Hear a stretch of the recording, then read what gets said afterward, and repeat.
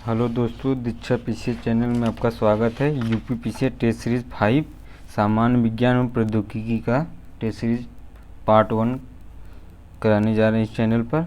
पहला क्वेश्चन है, भू स्थिर उपग्रह पृथ्वी तल से कितनी ऊंचाई पर रहकर पृथ्वी का परिक्रमण करते हैं? तो इसमें जो आपका होगा 36,000 किमी, 24 घंटे के बराबर होती है। इनका उपयोग रेडियो प्रसार, दूर संचार, मौसम संबंधी भविष्यवाणी में होता है।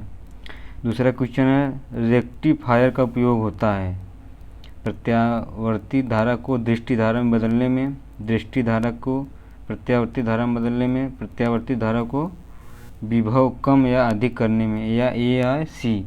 तो जो आंसर होगा आपका ए होना चाहिए इसमें, प्रत्यावर्ती धारा को दृष्टि धारा में बदलने में, क्योंकि बोसान कण की खोज जो है एस.एन. बोस ने की थी, जबकि जगदीश चंद्र बोस जे.सी. बोस ने क्रियोग्राफ का आविष्कार किया गया था। पेड़ों में होने वाली बढ़ोतरी का अध्ययन किया जाता है। अगला क्वेश्चन है, निम्नलिखित में से कौन सा सुमेलित नहीं है? बोसान कण, परमाणु सिद्धांत, मेसान कण, प्रकाश प्रकीर्णन। तो जो आंसर होगा इसमें आपका ये सही नहीं है मिलान, बाकी सब इसमें से मिलान है, क्योंकि बोसान कण की जो खोज है एस.एन. बोस ने की थी। ठीक, अगला क्वेश्चन है, निम्नलिखित कथनों पर विचार कीजिए। साबुन के घोल के बुलबुले बड़े बनते हैं। जल में साबुन घोलने पर जल का पृष्ठ तनाव कम हो जाता है। कथन ए या बी सही है, कथन बी सही है, कथन सी। जो इसमें से आंसर सही होगा वो आपका है ए, मतलब ए और आर दोनों सही है, और आर ए का स्पष्टीकरण भी कर रहा है। क्योंकि साबुन को घोल के बुलबुले बड़े बनते हैं, क्योंकि जल में साबुन घोलने पर जल का पृष्ठ तनाव कम हो जाता है। अगला क्वेश्चन है, चंद्रमा पर लोलक घड़ी ले जाने पर उसके आवर्तकाल पर क्या प्रभाव पड़ेगा? तो इसमें क्या है, बढ़ जाएगा, क्योंकि चंद्रमा पर लोलक घड़ी ले जाने पर आवर्तकाल बढ़ जाएगा, क्योंकि चंद्रमा पर गुरुत्वाकर्षण का मान पृथ्वी के गुरुत्वाकर्षण के मान के 1/6 गुना के बराबर होता है। अगला क्वेश्चन है, कॉस्मिक किरणों के संबंध में क्या सही नहीं है? ये आवेशित कण है, ये विद्युत चुंबकीय तरंगे हैं, इनकी खोज विक्टर फ्रांसिस हेस ने की थी, इनकी तरंगदैर्घ्य बहुत छोटी होती है। तो जो आंसर होगा आपका ये बी होगा, ये विद्युत चुंबकीय तरंगे हैं, क्योंकि कॉस्मिक किरणें उच्च ऊर्जा वाले आवेशित कण हैं, इनकी तरंगदैर्घ्य बहुत छोटी होती है एवं इनकी खोज विक्टर फ्रांसिस हेस ने की थी। अगला क्वेश्चन है, कैथोड किरणों के विषय में क्या सही नहीं है? इनकी भेदन क्षमता अधिक होती है, यह प्रतिदीप्ति उत्पन्न करती है, ये धनावेशित होती है, ये गैसों को आयनीकृत कर देती है। दो आंसर जो इसमें सही होगा वो आपका है सी, यह धनावेशित कर देता है। अगला क्वेश्चन है,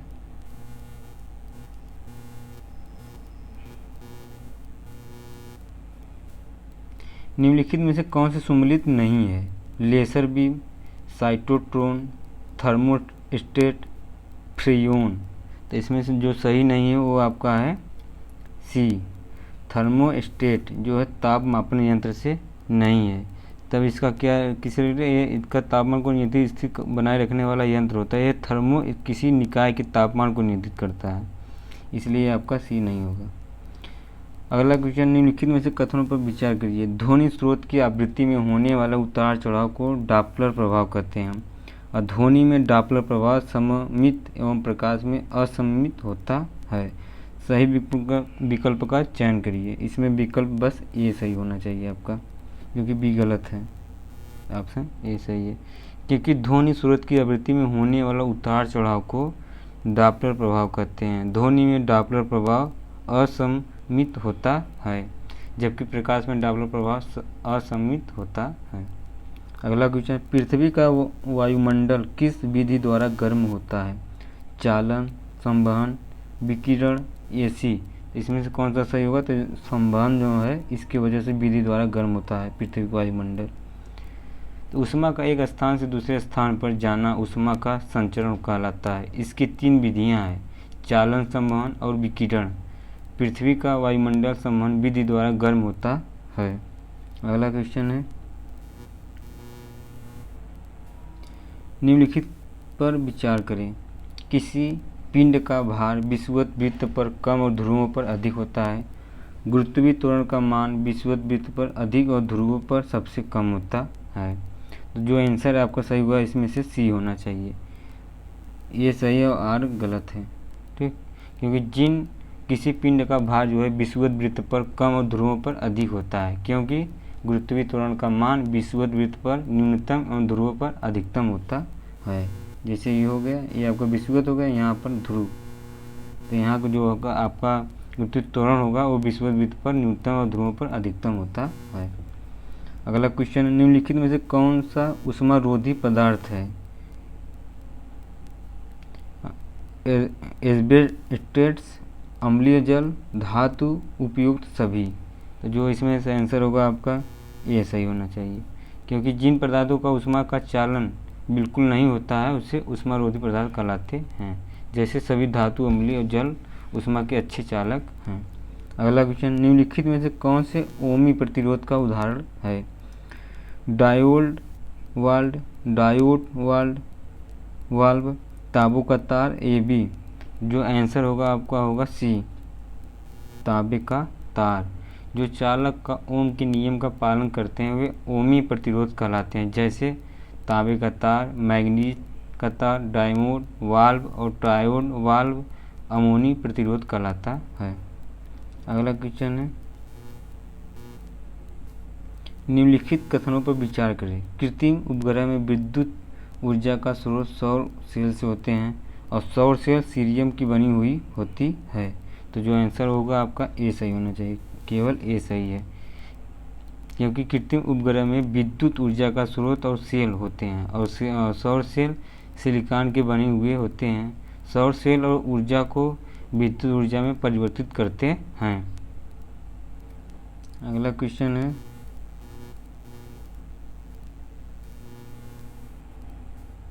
निम्नलिखित को सम्मिलित कीजिए। बिजली बल्ब तंतु, ट्रांजिस्टर, नाभिकीय रिएक्टर, विद्युत हीटर एलिमेंट। तो इसमें से पूछ रहा है, मिलान करने के लिए दिया है। तो जो बिजली बल्ब फिलामेंट है ये किससे रिलेटेड है? ये आपका होगा टंगस्टन से, मतलब पहला ये सही है। ट्रांजिस्टर किससे रिलेटेड है? तो जर्मोनियम से है। नाभिकीय रिएक्टर जो है आपका ग्रेफाइट से होगा। उसके बाद विद्युत को नाइक्रोम का है। तो इसमें आंसर क्या होगा आपका बी होना चाहिए। अगला क्वेश्चन है, निम्नलिखित में से द्वितीय रंग है? लाल, हरा, नीला, पीला। तो जो इसमें से द्वितीय रंग है आपका पीला होगा, क्योंकि दो प्राथमिक रंगों से मिलकर द्वितीय रंग बनता है। जैसे लाल प्लस हरा बराबर पीला हो जाता है, जबकि लाल, हरा और नीला प्राथमिक रंग है। अगला क्वेश्चन है, आँख में जाने वाले प्रकाश की मात्रा को नियंत्रित करता है? कार्निया, आइरिस, रेटिना, उपयुक्त में से कोई नहीं।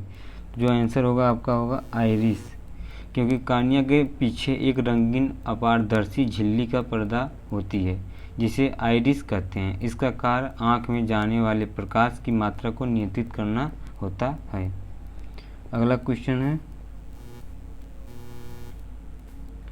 यदि थर्मस में भरी चाय को तेज़ी से हिलाया जाए तो चाय का ताप बढ़ जाता है, घट जाता है? कोई अंतर नहीं होगा, चाय की आंतरिक ऊर्जा घट जाएगी, तो इसमें बढ़ जाता है उसका हिलाया जाए ताप, क्योंकि चाय को तेज़ी से हिलाने पर चाय की परतों के बीच उपस्थित श्यान बलों के विरुद्ध कार्य किया जाता है, जिससे चाय की आंतरिक ऊर्जा बढ़ जाती है और चाय का ताप बढ़ जाता है। अगला क्वेश्चन है, कांच के टूटने पर कांच का चटका हुआ भाग चमकीला किस कारण से दिखाई देता है? प्रकाश के प्रकीर्णन से, प्रकाश के विवर्तन से, प्रकाश के पूर्ण आंतरिक परावर्तन से, प्रकाश के अपवर्तन से।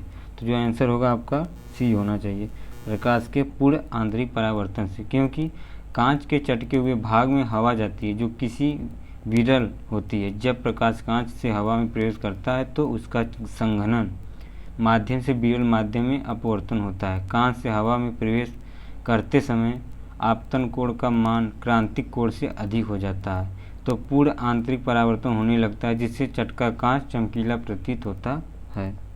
अगला क्वेश्चन है, निम्नलिखित कथनों पर विचार करें। प्रतिदीप्ति पदार्थों से प्रकाश का उत्सर्जन तभी तक होता है जब तक उन पर प्रकाश डाला जाता है। स्फुरदीप्ति पदार्थों पर जब प्रकाश डालना बंद कर दिया जाता है तो उसके बाद भी कुछ देर तक प्रकाश का उत्सर्जन करते हैं। तो इसमें से जो आंसर सी होगा आपका सी होना, ए और बी मतलब दोनों सही है आंसर। अगला क्वेश्चन है,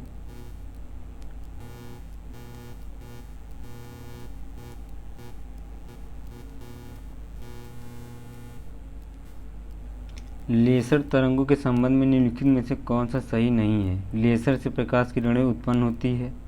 लेसर तरंगें बहुवर्णी होती है। लेसर का प्रकाश निर्देशात्मक होता है। यह अधिक दूरी तक बिना असंतृप्त हुए संचरित हो जा सकता है। लेसर की सहायता से परमाणुओं की आंतरिक संरचनाओं का अध्ययन किया जा सकता है। जो आंसर होगा इसमें आपका बी होना चाहिए। लेसर तरंगें बहुवर्णी होती है। अगला क्वेश्चन है, घर के अंदर विद्युत परिपथों की सुरक्षा के लिए फ्यूज का प्रयोग क्यों किया जाता है। तो जो आंसर है इसमें होगा कि इसका गलनांक बहुत कम होता है इसलिए इसका प्रयोग किया जाता है, क्योंकि फ्यूज टीन के तार का टुकड़ा होता है जिसका गलनांक बहुत कम होता है। अगला क्वेश्चन है, अधिक ठंडे देश में स्वचालित इंजनों में पानी न जमे इसलिए हिमरोधी के तौर पर किसका प्रयोग किया जाता है। एथिलीन ग्लाइकॉल का, प्रोपिल एल्कोहल का, एथिल एल्कोहल का, मेथिल एल्कोहल का। तो जो आंसर होगा आपका एथिलीन ग्लाइकॉल का प्रयोग किया जाता है, क्योंकि जब जल में एथिलीन ग्लाइकॉल को मिलाया जाता है तो मिश्रण का हिमांक 0 डिग्री सेल्सियस घट जाता है जिससे स्वचालित इंजनों में पानी नहीं जमता। अगला क्वेश्चन है, कमरे को ठंड करने के लिए प्रयोग किए जाने वाले एयर कंडीशनर और एयर कूलर में मुख्य क्या अंतर है। दोनों तापक्रम को नियंत्रित करते हैं, दोनों वायु की गति को नियंत्रित करते हैं, दोनों आर्द्रता को नियंत्रित करते हैं। तो जो आंसर होगा आपका सी सही होना, दोनों आर्द्रता को नियंत्रित करते हैं। अगला क्वेश्चन है, निम्न कथनों पर विचार कीजिए, कौन से कथन सत्य हैं। किसी भी रंग का प्रकीर्णन उसकी तरंगदैर्ध्य पर निर्भर करता है। जिस रंग की प्रकाश तरंगदैर्ध्य ज़्यादा होती है उसका प्रकीर्णन सबसे अधिक होता है। सूर्य उगते हुए डूबते समय प्रकीर्णन के कारण लाल दिखाई देता है। समुद्र का पानी भी प्रकीर्णन के कारण नीला दिखाई देता है। इसमें से आंसर जो होगा आपका सी सही होना चाहिए। 1 और 3 4, 1 3 4, क्योंकि 2 नहीं सही है, क्योंकि जिस रंग के प्रकाश की तरंगदैर्ध्य सबसे कम होती है उस रंग का प्रकीर्णन सबसे अधिक होता है। सूर्य के प्रकाश में बैंगनी रंग की तरंगदैर्ध्य सबसे कम तथा लाल रंग का सबसे ज़्यादा होता है। अगला क्वेश्चन है, पराश्रव्य तरंगे के संबंध में कौन सा कथन गलत है। इन तरंगों का आवृत्ति 20,000 हर्ट्ज से 20,000 हर्ट्ज के बीच है। इन दोनों की आवृत्ति बहुत ऊंची होती है तो इनमें से ऊर्जा भी अधिक होता है। मनुष्य के कान उन्हें आसानी से नहीं सुन सकते। दूध के अंदर हानिकारक जीवाणु को नष्ट करने में इनका प्रयोग किया जाता है। तो जो आंसर होगा आपका बी, क्योंकि ये गलत है। ए बी नहीं ए, क्योंकि जो है 20,000 से ऊपर तरंगों के पराश्रव्य तरंगे कहते हैं। और संकेत भेजने का समुद्र की गहराई का पता लगाने में इन दोनों तरंगों का प्रयोग किया जाता है। 20,000 से 20,000 हर्ट्ज नहीं, खाली 20,000 हर्ट्ज के बीच में। ठीक, अगला क्वेश्चन है,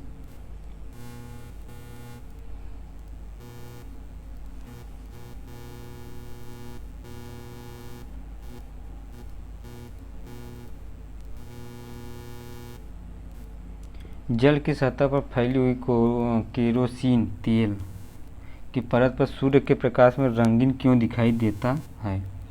प्रकाश के प्रकीर्णन के कारण, प्रकाश के परावर्तन के कारण, प्रकाश के व्यक्तीकरण से और प्रकाश के अपवर्तन से। जो आंसर होगा आपका इसमें सी सही होना चाहिए, प्रकाश के व्यक्तीकरण से, क्योंकि जल पर फैली हुई केरोसिन तेल की परत प्रकाश के व्यक्तीकरण के कारण रंगीन दिखाई देती है, जबकि आकाश का रंग नीला प्रकाश के प्रकीर्णन के कारण दिखाई देता है। इंपॉर्टेंट क्वेश्चन, ये बहुत पूछता है परीक्षा में। अगला क्वेश्चन, निम्नलिखित कथनों पर विचार कीजिए। दो चुंबकों के असमान ध्रुव एक दूसरे को प्रतिकर्षित करते हैं। किसी चुंबक को बीच से तोड़ने पर दोनों टुकड़े पुनः पूर्ण चुंबक बन जाते हैं। एक अकेले चुंबकीय ध्रुव का कोई अस्तित्व नहीं होता है। इसमें जो आंसर सही होगा आपका बी सही होना चाहिए, 2 और 3। अगला क्वेश्चन है, निम्नलिखित में प्राथमिक रंग को कौन से हैं? लाल, हरा, नीला और पीला। तो जो आंसर होगा आपका सी सही होना चाहिए, क्योंकि लाल, हीरा, हरा और नीला ये तीनों जो हैं आपका प्राथमिक रंग हैं। लाल, हीरा, हरा, नीला प्राथमिक रंग है, जबकि पीला, मैजेंटा एवं पीकांक नीला द्वितीयक रंग है। रंगीन टेलीविज़न में प्राथमिक रंगों लाल, हरा, नीला का प्रयोग किया जाता है।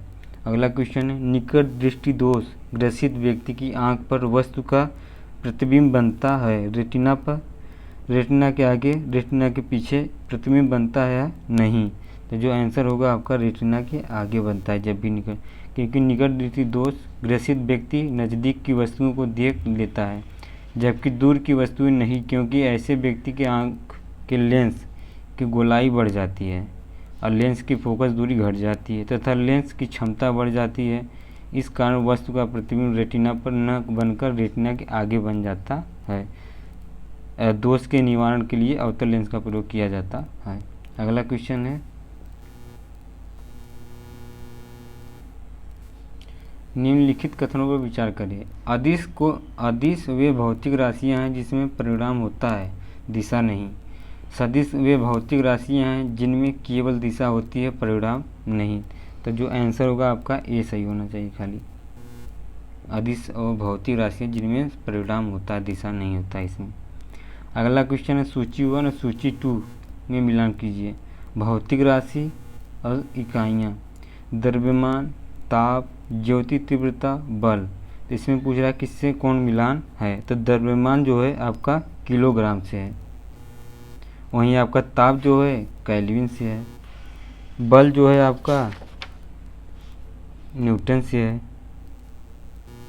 और ज्योति तीव्रता केल्विन से है। तो जो आंसर सही होगा वो आपका बी होना चाहिए। ठीक। अगला क्वेश्चन है,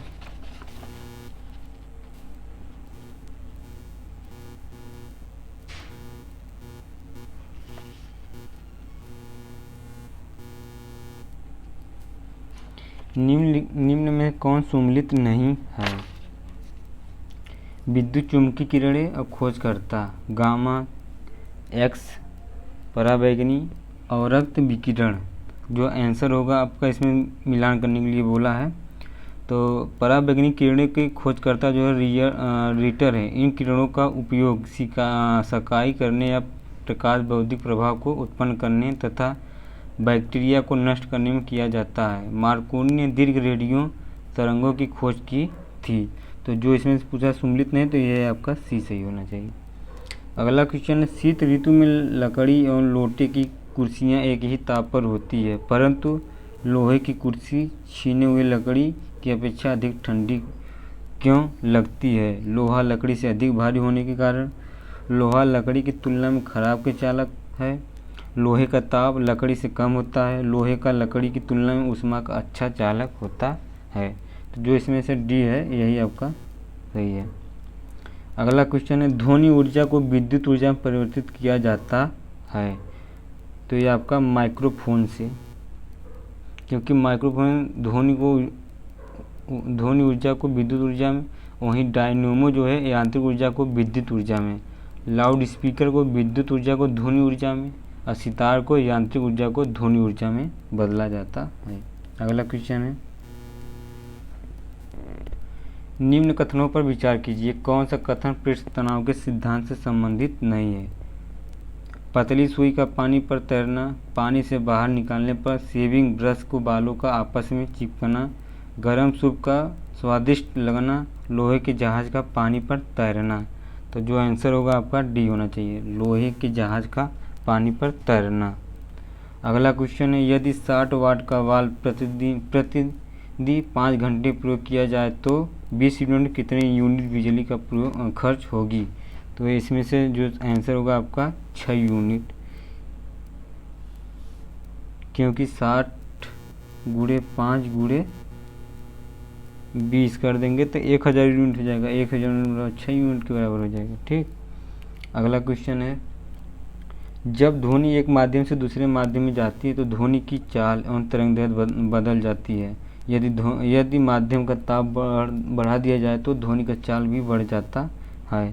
तो जो आंसर होगा आपका सी सही होना चाहिए, 1 और 2। अगला क्वेश्चन है, किसी निश्चित ताप पर वाष्प का दाब में बदलने की क्रिया कहलाती है। तो है आपका संघनन। अगला क्वेश्चन है,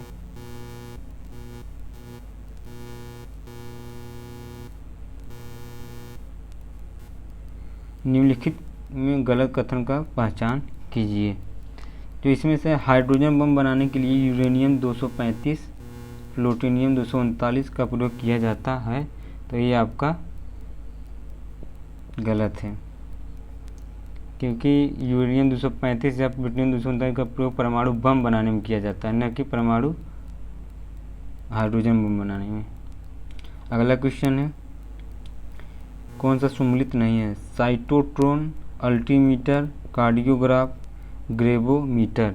तो जो आंसर होगा यही आपका ग्रेवोमीटर, ही आपका सुमेलित नहीं है, क्योंकि ग्रेवोमीटर पानी की सतह पर तेल की उपस्थिति का पता लगाने वाला यंत्र है। अगला क्वेश्चन है, निम्नलिखित कथनों पर विचार कीजिए। लेंस की क्षमता का मापन डायोप्टर में किया जाता है। उत्तल लेंस की क्षमता ऋणात्मक होती है और उत्तल लेंस की क्षमता धनात्मक होता है। तो जो आंसर होगा आपका सी, 2 और 3, क्योंकि लेंस का क्षमता का मापन डायोप्टर में किया जाता है और उत्तल लेंस की क्षमता धनात्मक होती है, जबकि अवतल लेंस की क्षमता ऋणात्मक होती है। अगला क्वेश्चन है, कौन सा निम्नलिखित पर विचार कीजिए। प्राथमिक इंद्रधनुष में 2 बार अपवर्तन एवं 1 बार परावर्तन होता है। अद्वितीयक इंद्रधनुष में 2 बार अपवर्तन और 2 बार परावर्तन होता है। प्राथमिक इंद्रधनुष में बैंगनी रंग बाहर की ओर होता है, जबकि द्वितीयक इंद्रधनुष में लाल रंग बाहर की ओर होता है। इसमें उपयुक्त में से कौन सा कथन चुनाव सही है। तो इसमें जो है आपका सी, 1 और 2। अगला क्वेश्चन है, पूर्ण विकिरण प्रतापमापी निम्नलिखित में से किस सिद्धांत पर आधारित है। स्टीफन के नियम, सीबेक प्रभाव, ए बी या दोनों। जो इसमें से आंसर होगा आपका स्टीफन के नियम से। अगला क्वेश्चन, निम्नलिखित में से सही कथन का चुनाव करें। द्रव्य का ताप बढ़ाने पर उसका पृष्ठ तनाव बढ़ जाता है। आक्रांतिक ताप पर द्रव का पृष्ठ तनाव सर्वाधिक होता है और पृष्ठ तनाव का SI मात्रा न्यूटन मीटर स्क्वायर होता है।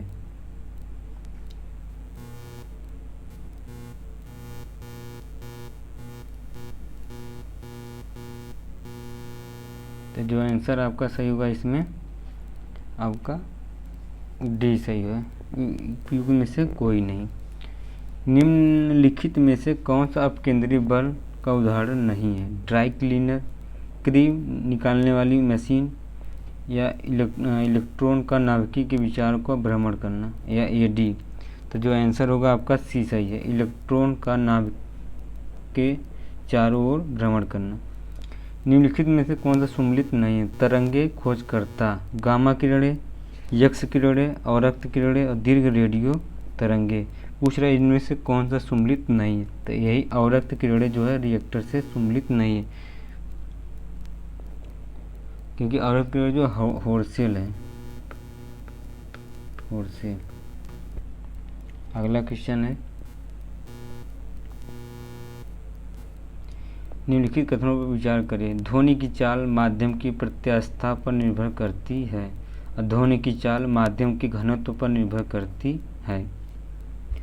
तो इसमें से जो आंसर होगा आपका सी सही है, दोनों, क्योंकि किसी माध्यम में ध्वनि की चाल माध्यम की प्रत्यास्थता एवं घनत्व दोनों पर निर्भर करता है। अगला क्वेश्चन, फ्रिज में थर्मोस्टेट का क्या कार्य है?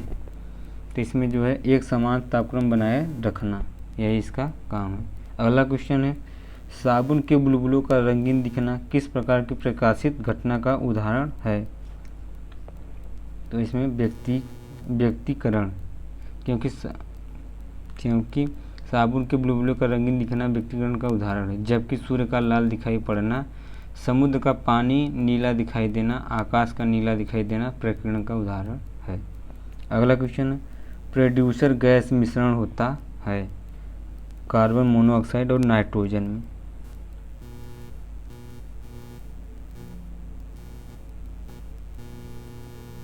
अगला क्वेश्चन है, सभी उदासीन विलयनों का पीएच मान कितना होता है? तो आपका 7 होता है, क्योंकि सभी उदासीन विलयनों का पीएच मान 7 होता है। जिन विलयनों का पीएच मान 7 से कम होता है वो अम्लीय होता है। अगला क्वेश्चन है, किसी सेंटीग्रेड ताप के मान को केल्विन में बदलने के लिए क्या किया जाता है? तो इसको ताप के मान में 100 घंटा घटा दिया जाता है, उसका मान निकल जाता है। जो इसमें आंसर सही होगा डी होगा। अगला क्वेश्चन, निम्न में से सल्फ्यूरिक अम्ल का प्रयोग किस में किया जाता है? तो आपका है संचायक बैक्टीरियो में,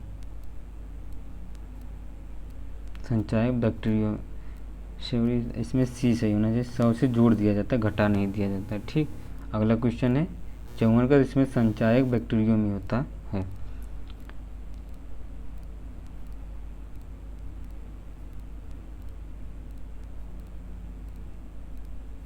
53 का बी सही होगा, 273 जोड़ दिया जाता है। अगला क्वेश्चन है, नाव के रिएक्टर में प्रयोग की जाने वाली नियंत्रण छड़ किससे बनी होती है? तो है आपका कैडमियम की। अगला क्वेश्चन, निम्न कथनों पर विचार कीजिए। पीतल, तांबा और जस्ता का मिश्रण होता है और तांबा बिजली का सुचालक होता है। तो सी सही है, दोनों सही होगा, क्योंकि तांबा पीतल और जस्ते का मिश्रण होता है। विद्युत का सुचालक होने के कारण इसका प्रयोग बिजली के तार तथा बिजली के उपकरण बनाने में किया जाता है। अगला क्वेश्चन, किसी तत्व के संयोजकता किस पर निर्भर करती है? उसके परमाणु के ब्राह्मण कक्षा में उपस्थित इलेक्ट्रॉन की संख्या पर, परमाणु के नाभिक में उपस्थित प्रोटीन की संख्या पर, परमाणु में उपस्थित न्यूट्रॉन की संख्या पर, उपयुक्त में से सभी। तो जो आंसर होगा आपका ये सही है। अगला क्वेश्चन है, प्रकृति में पाई जाने वाली अक्रिय गैसों की संख्या कितनी है? तो उसमें से आपका होगा बी 6। अगला क्वेश्चन है, घर के रसोई घर के आटे में कौन सा सोडा मिलाने पर उससे बनी रोटियां अच्छी तरह फूलने लगती है? तो वह आपका सोडियम बाइकार्बोनेट, क्योंकि आटे में सोडियम बाइकार्बोनेट मिलाने पर उससे बनी रोटियां अच्छी तरह फूलने लगती है, क्योंकि इस दौरान कार्बन डाइऑक्साइड गैस निकलती है और सोडियम बाइकार्बोनेट का दूसरा नाम बेकिंग सोडा है। अगला क्वेश्चन है, निम्नलिखित कथनों पर विचार कीजिए। लोहे पर जंग लगना एक ऑक्सीकरण अभिक्रिया है। वायु और गर्मी नमी उपस्थित लोहे में जंग लग जाता है।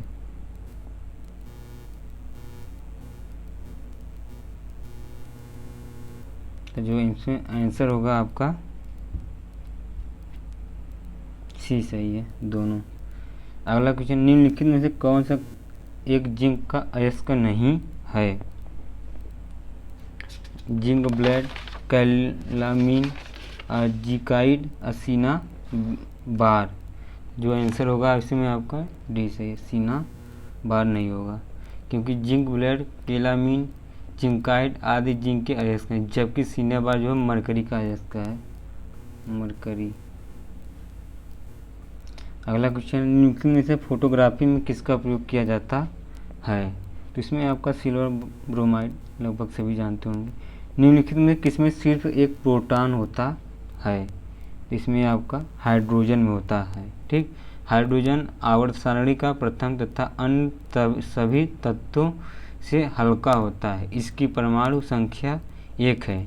इसके नाभिक में सिर्फ एक प्रोटॉन होता है। एक आवर्त सारणी का एकमात्र ऐसा तत्व है जिसके नाभिक में न्यूट्रॉन नहीं पाया जाता है। हाइड्रोजन को भविष्य का ईंधन कहा जाता है। अगला क्वेश्चन है, जल की अस्थायी कठोरता दूर करने के लिए इसमें क्या मिलाते हैं? इसमें जो है सोडियम कार्बोनेट मिलाया जाता है, क्योंकि जल की अस्थायी कठोरता इसमें कैल्शियम और मैग्नीशियम के क्लोराइड तथा सल्फेट लवण घुले रहने के कारण होती है। इसकी कठोरता को दूर करने के लिए इसमें सोडियम कार्बोनेट मिलाकर गर्म कर दिया जाता है।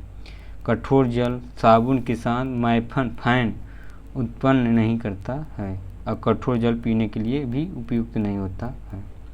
अगला क्वेश्चन है, 100% शुद्ध सोना कितने कैरेट के बराबर होता है? तो सभी को पता है, ये आपका 24 कैरेट के बराबर होता है। अगला क्वेश्चन है,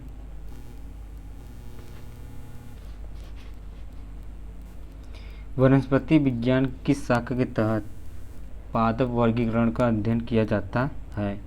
टेक्सोनॉमी, साइटोलॉजी, बैक्टीरियोलॉजी, एनाटॉमी।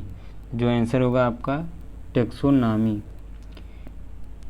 अगला क्वेश्चन, निम्न में से कौन सा रासायनिक परिवर्तन का उदाहरण नहीं है? दूध से दही जमना, लोहे में जंग लगना, कागज का जलना, कांच के गिलास का टूटना। जो आंसर होगा आपका कांच के गिलास का टूटना। अगला क्वेश्चन, भूपर्पटी में सर्वाधिक मात्रा में पाया जाने वाला तत्व कौन सा है? तो ये आपका ऑक्सीजन सबसे ज़्यादा पाया जाता है। तो भूपर्पटी में जैसे ऑक्सीजन 46%, उसके बाद आपका सिलिकॉन जो है 27% पाया जाता है। वहीं आपका एल्युमिनियम जो है 18 पॉइंट कुछ पाया जाता है। अगला क्वेश्चन है, निम्नलिखित में से किस प्रकार के कोयले में कार्बन की मात्रा सर्वाधिक पाई जाती है? कार्बन सबसे ज़्यादा तो आपका ही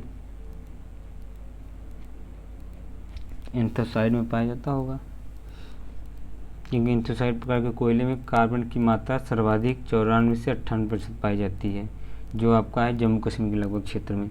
उच्च कोटि का कोयला माना जाता है इसको। अब ब्यूटुमिन्स सामान्य किस्म का कोयला होता है जिसमें 70 से 78 के बीच में कार्बन पाया जाता है। लिग्नाइट कोयले को भूरा कोयला कहा जाता है।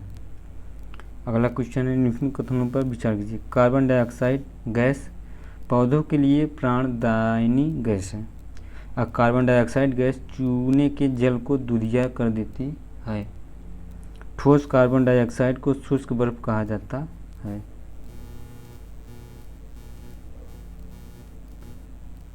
इसमें से कौन सा आंसर सही है? तो इसमें जो आंसर सही है आपका डी सही है सभी। निर्जीव वस्तुओं की वायुगत करने के लिए किसका प्रयोग किया जाता है? तो इसमें यूरेनियम का प्रयोग किया जाता है, क्योंकि निर्जीव वस्तुओं जैसे पृथ्वी, पुरानी चट्टानों आदि की आयु ज्ञात करने के लिए यूरेनियम का प्रयोग किया जाता है। अगला क्वेश्चन है, प्रकाश संश्लेषण की क्रिया सबसे अधिक किस रंग का प्रकाश में होता है? तो ये आपका रेड में होगा, क्योंकि प्रकाश संश्लेषण की क्रिया जो है लाल रंग के प्रकाश में सबसे अधिक और बैगनी रंग में प्रकाश में सबसे कम होता है। अगला क्वेश्चन, निम्न में से सामान्य मानव शरीर में कौन सा तत्व सर्वाधिक मात्रा में पाया जाता है? Oxygen, carbon, hydrogen, nitrogen. तो जो इसमें आंसर होगा ऑक्सीजन, क्योंकि मानव शरीर में ऑक्सीजन 65% और कार्बन डाई 18%, हाइड्रोजन 10% और नाइट्रोजन 3% पाया जाता है। अगला क्वेश्चन है, पेट की अम्लता को दूर करने के लिए किसका प्रयोग किया जाता है? तो पोटेशियम हाइड्रोक्साइड या मैग्नीशियम हाइड्रोक्साइड या कैल्शियम ऑक्साइड।